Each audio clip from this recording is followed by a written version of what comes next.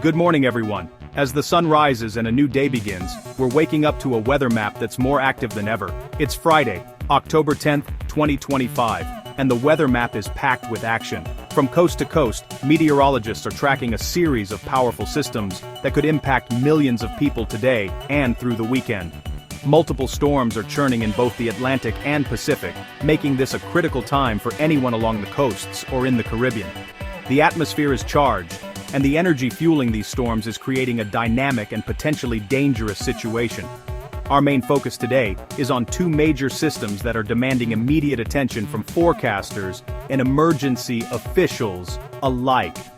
These storms are not only large in size, but also in the potential impact they could have on communities in their path. In the Atlantic, Tropical Storm Jerry is drenching the Caribbean with torrential rain.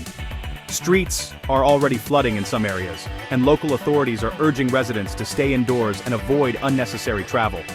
The storm's slow movement means rain could continue for hours, increasing the risk of flash flooding and landslides. Meanwhile, a powerful non-tropical system is forming off the U.S. southeast coast, threatening widespread coastal flooding and high winds. This system is expected to bring rough surf, dangerous rip currents, and the potential for property damage along the shoreline.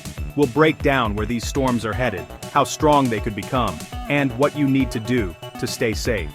Understanding the forecast is the first step in protecting yourself and your loved ones. The Pacific isn't quiet either.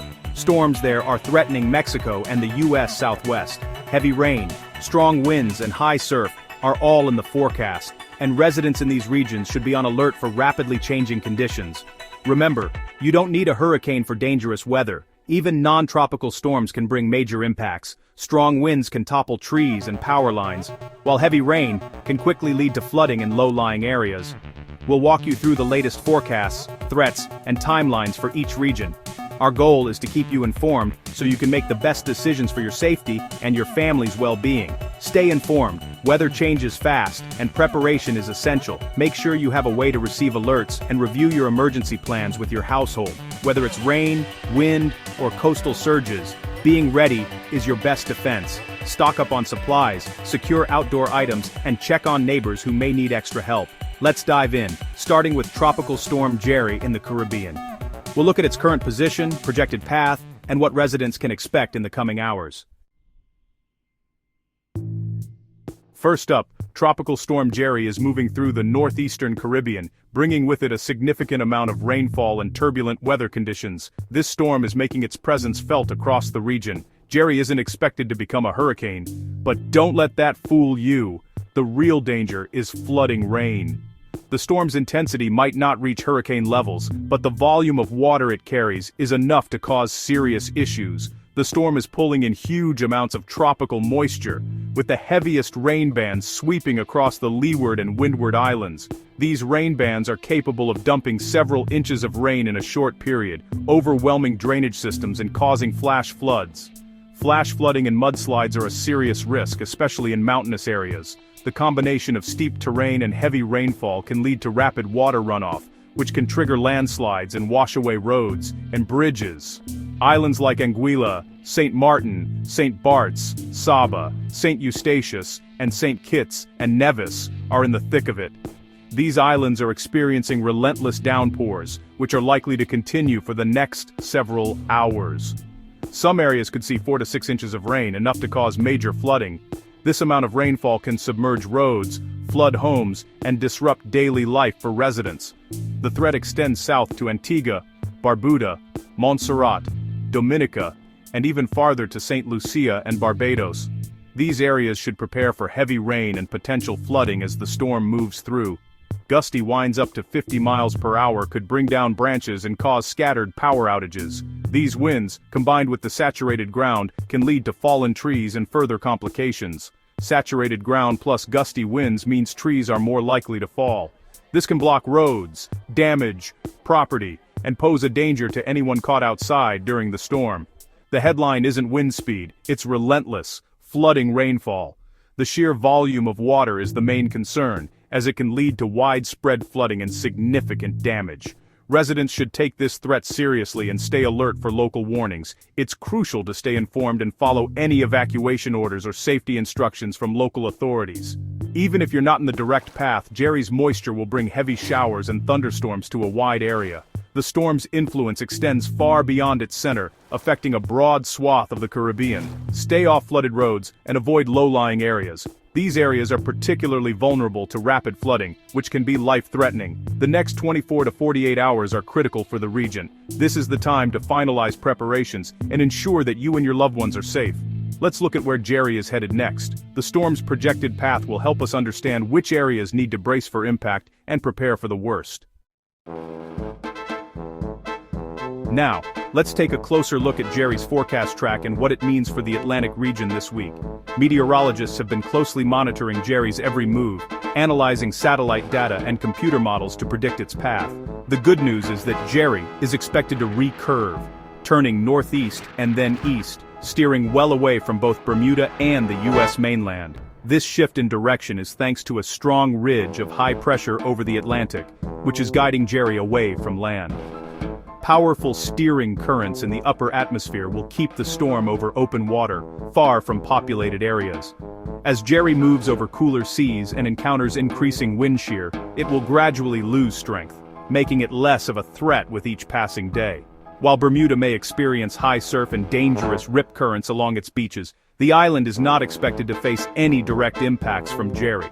Residents and visitors should still use caution near the water, as even distant storms can create hazardous conditions. This serves as an important reminder that even when a storm stays hundreds of miles offshore, its effects can still be felt along the coastlines, especially through rough surf and strong currents. Jerry is not expected to become a hurricane, largely because hostile wind shear is disrupting its structure and preventing further intensification. The storm's core is being torn apart, making it less organized and less dangerous.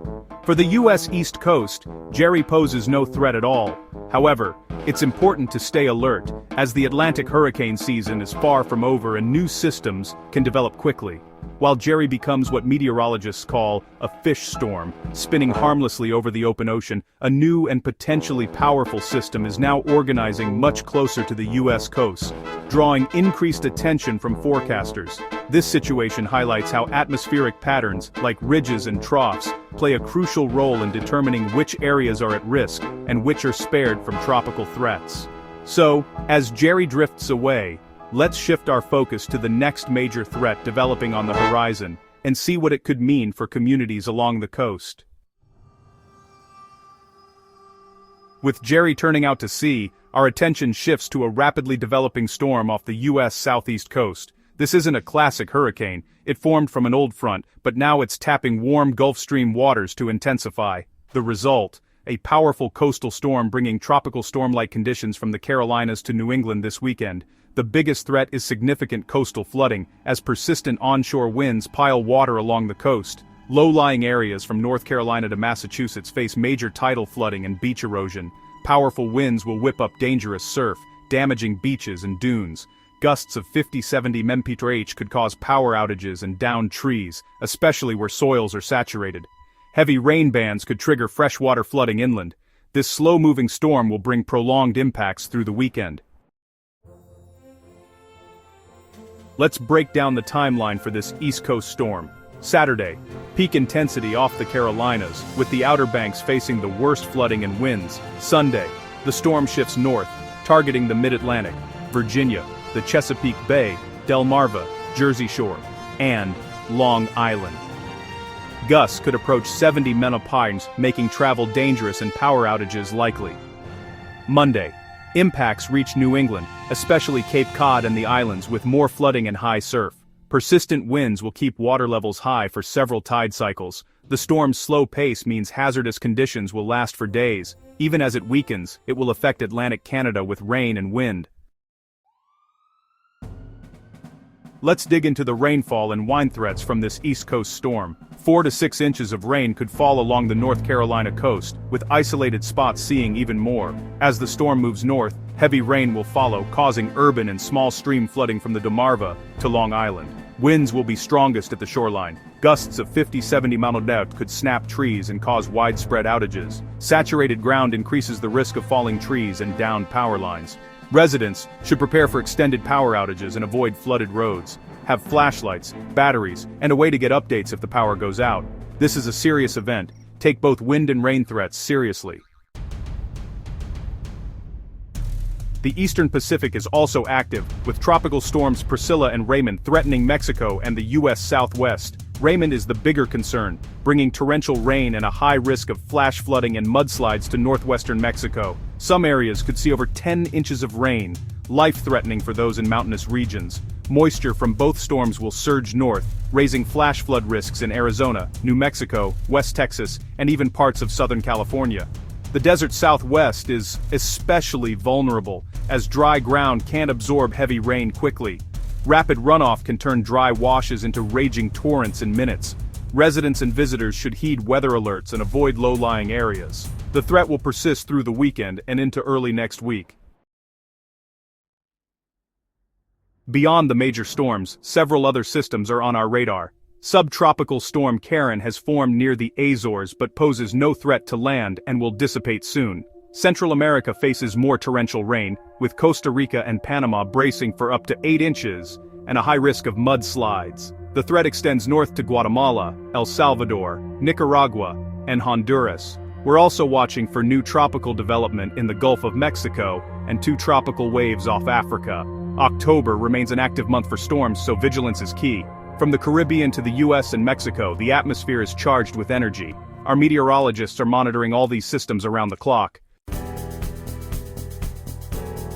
With so much active weather, safety and preparedness are crucial. Stay informed with multiple ways to get alerts. NOAA Weather Radio, reliable apps and trusted sources. If you're in a flood-prone area, know your evacuation zone and be ready to leave if needed. Prepare for power outages, charge devices, gather flashlights, and stock up on food and water. Secure loose outdoor items that could become projectiles in high winds. The ocean will be extremely dangerous. Stay out of the water and off the beaches. Check on neighbors, especially those who may need extra help. A strong community is a resilient one. By understanding the risks and preparing, we can weather these storms safely. We'll be here with updates as this active pattern unfolds. Stay safe, everyone.